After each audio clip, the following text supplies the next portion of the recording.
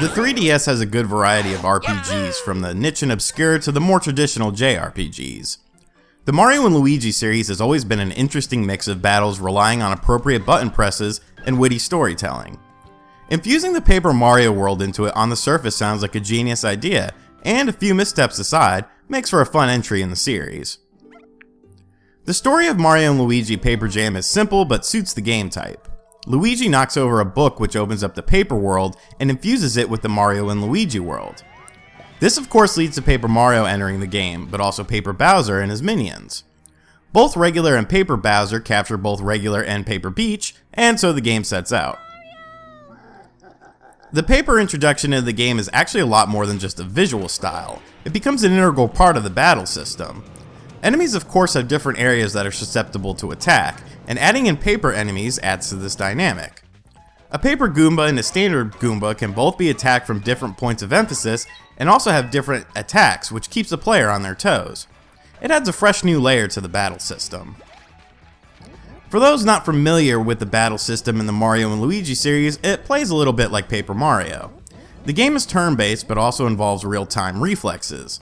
So for example, choosing a jump attack will have your character attack with a jump, but a timely press of the appropriate character button will also cause another attack. The same mechanics are used for defending as well, so the combat never really gets stale. As stated earlier, each character has a button assigned to them. To use Mario attacks, use A, Luigi is B, and Paper Mario is Y. This comes into play in terms of group attacks, with either bros attacks with Mario and Luigi, or triple attacks including Paper Mario. These are more of a mini-game based on reflexes, and a wider range of attacks keep the combat fresh as you continuously gain more and more of these to use on your enemies. Another new element is battle cards. Battle cards are displayed on the bottom of the screen and give various stat boosts or attacks. More battle cards can be purchased in the various Toad shops, through prizes earned in combat, or by using Amiibo that is the Super Mario character. The downside of the Amiibo is that it is a bit of a chore to constantly grab the figure while in the middle of the battle and use them for cards. Besides the trio attacks, a new battle element is introduced as well: giant cardboard battles. On paper, no pun intended, these seem like an odd addition, but I really enjoyed these massive battles. They take place in a more open area and allow for free movement in a tank-like control scheme. Attacking big cardboard baddies was a lot of fun, and really added a nice diversion to the gameplay, which is already pretty well varied. How do you get this massive cardboard structure, however? This is one of where my main complaints arises for Mario & Luigi Paper Jam.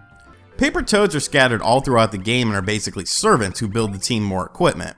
Because of this, you're constantly having to round up these little guys. Sometimes it's done in the form of a mini game, which is decent enough, but sometimes you have to strictly just find these guys in the wild. The worst is when you have to do it in a time limit. Now, it's not that this is a total bore or anything, but Paper Toad collecting seems to happen way too often. It gets to the point where it almost feels like it's padding the game.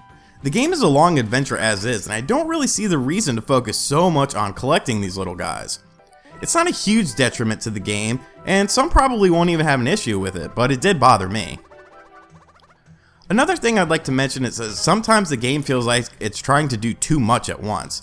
There's a lot of different gameplay elements in here, and it can feel a tad overwhelming at times. You eventually get used to everything from cardboard battles to battle cards to trio attacks, but it seems like the game tends to lose a tad of its focus once in a while.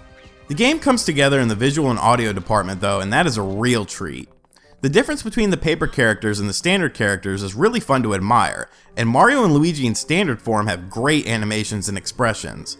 The game uses somewhat typical locations such as deserts and snow areas, but they're all very well done. The music is crafted very well, and all the sound effects are both clever and even nostalgic.